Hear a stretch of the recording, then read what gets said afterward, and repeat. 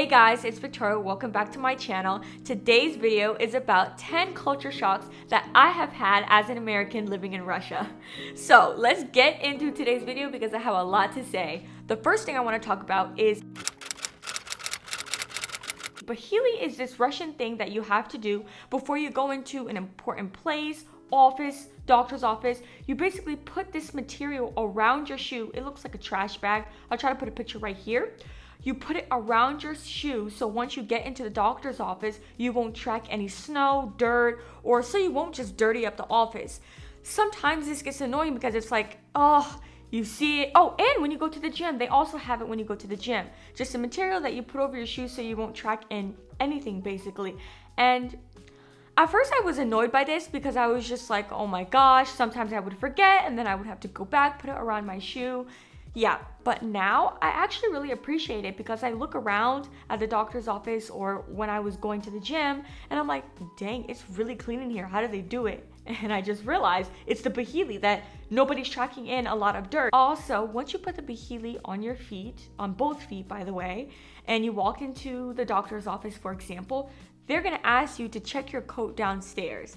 And this is another, I guess, kind of trying to keep it clean in the office protocol. So it's this a random guy downstairs that's checking everyone's coats all day, every day. And I used to hate this while going in because sometimes I'm like, I'm still cold, I'm gonna keep my coat on. But I've just learned to go with the flow, you know, and just accept it as a cultural shock and difference. The next thing that I want to talk about.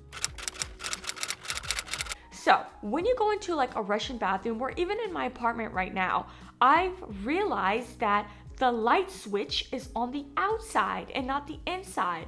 So sometimes even when I go to Russian restaurants, I would go in the bathroom and it'll be so dark. I'm like looking for the light and then I realize, oh my gosh, the light is on the outside. This always happens to me when I go to modeling photo shoots. I go in the bathroom, it's pitch black and I'm like, oh, I have to turn the light on before I get inside.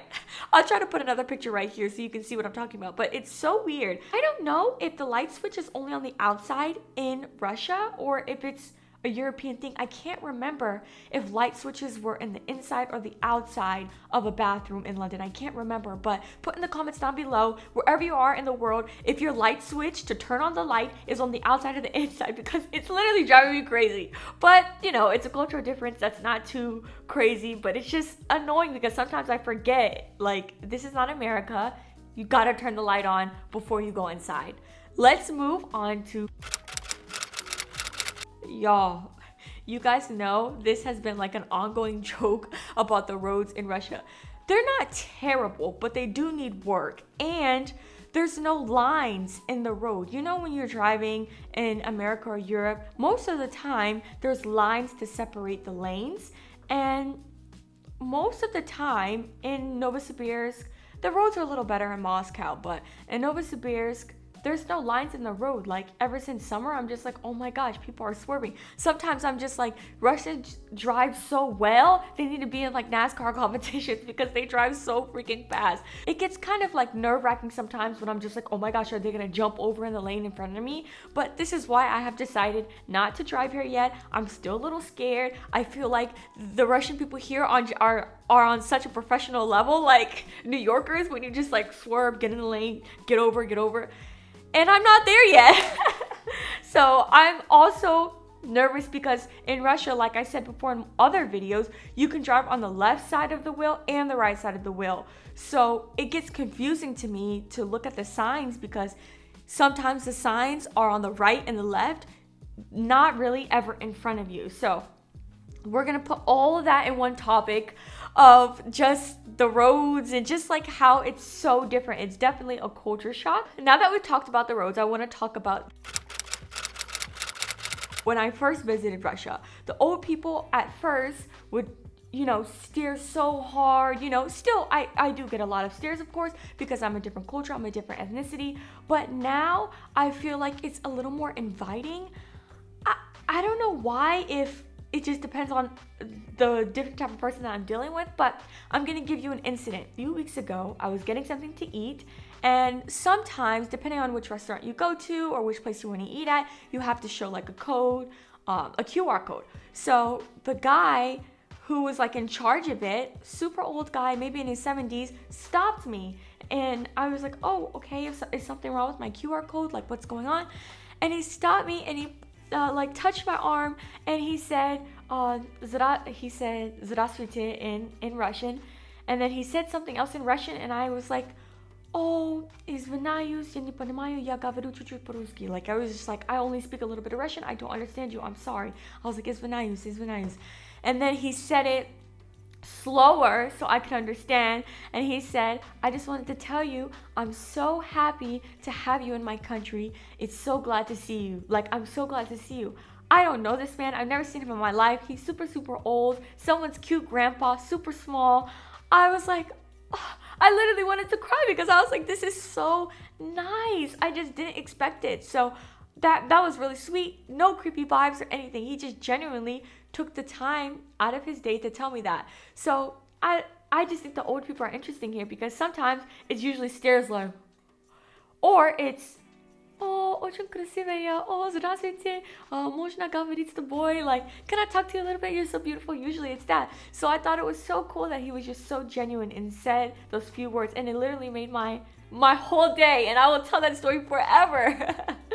Whoever he is, shout out to that person's grandpa because he was really a sweet soul.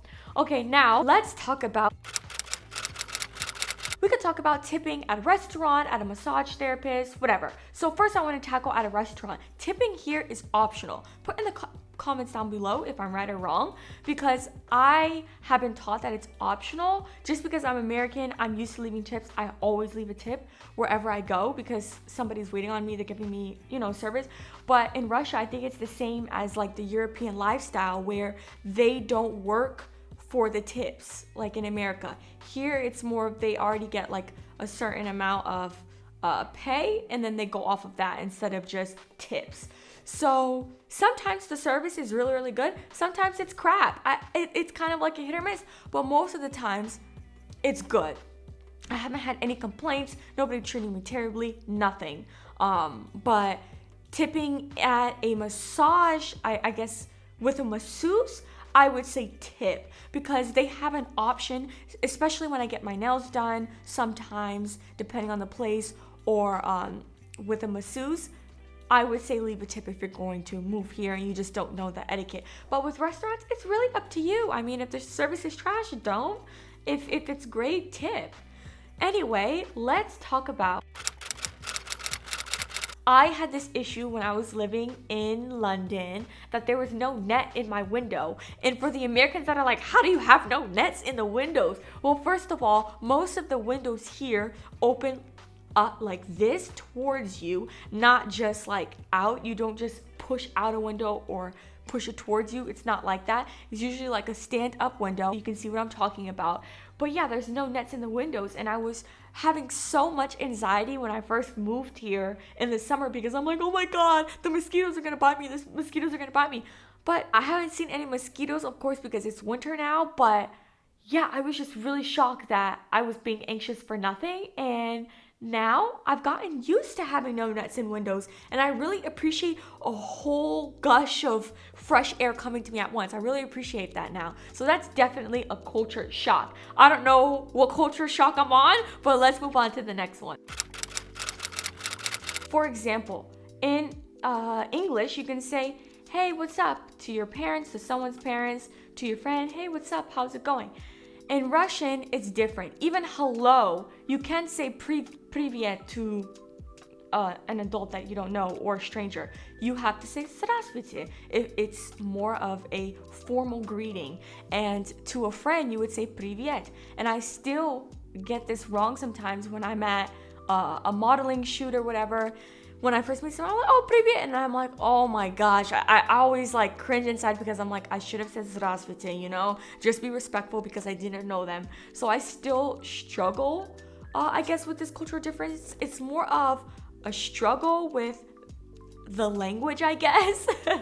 And yeah, it's a work in progress. Also, the endings change as well, depending on if you're going to talk to, if you're going to be formal versus informal.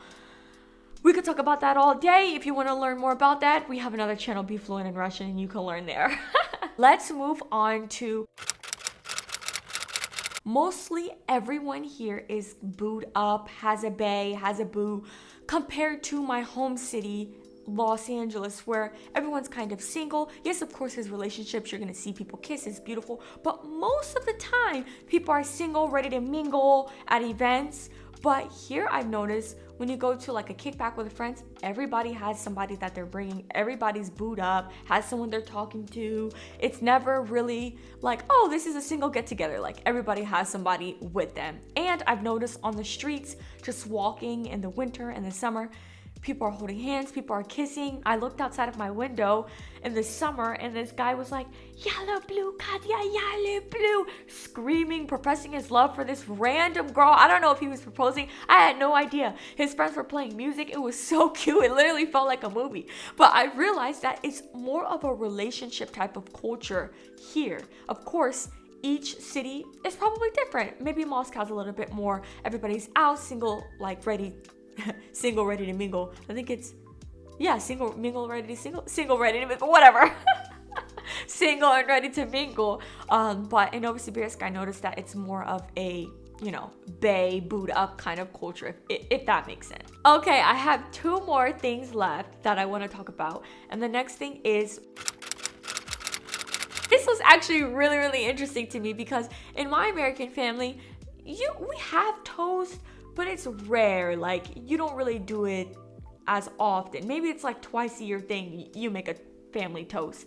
But in Russia, I've noticed within my in-laws and our family that it's every birthday, every holiday, every get-together, there has to be family toast. Not one, it could be from 6 to 20. Whoever wants to stand up and give a toast that day can give a toast. And sometimes the toast can go on for like 5 minutes. But I like this Russian tradition. I think it's really cool. I think it's interesting, and I'll definitely pass it down to my future kids because I love the whole, I guess, atmosphere of getting together, clinking glasses, having a family toast, and saying what's on your heart and what's important. And I think the last time I was with my in-laws and we were celebrating a birthday, I think there was about 15 toasts. 15 toasts. Like, that's insane, but I love it. I think it's funny. And put in the comments down below if you're Russian and if you in your family have important Russian toast. I'm just gonna call it Russian toast because I don't know if it's common in other cultures. If it's common in other cultures, put in the comments down below as well because I wanna know if it's just a Russian thing. Last but not least is the weather.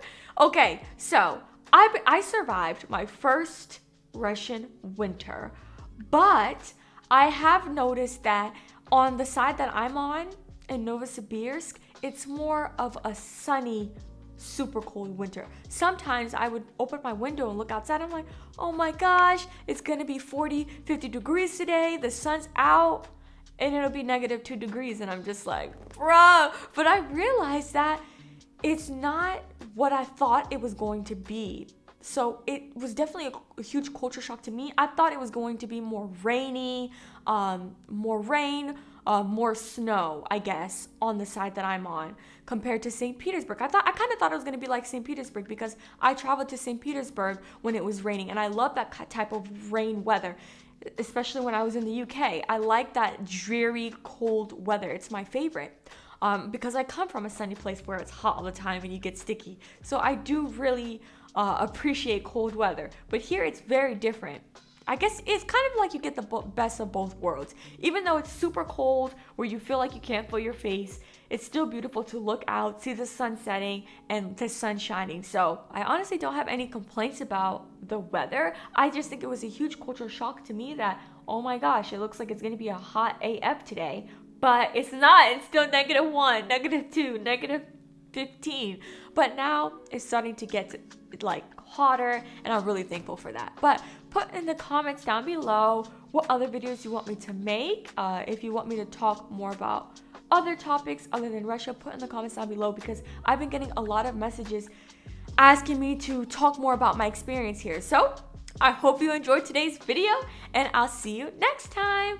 Пока-пока.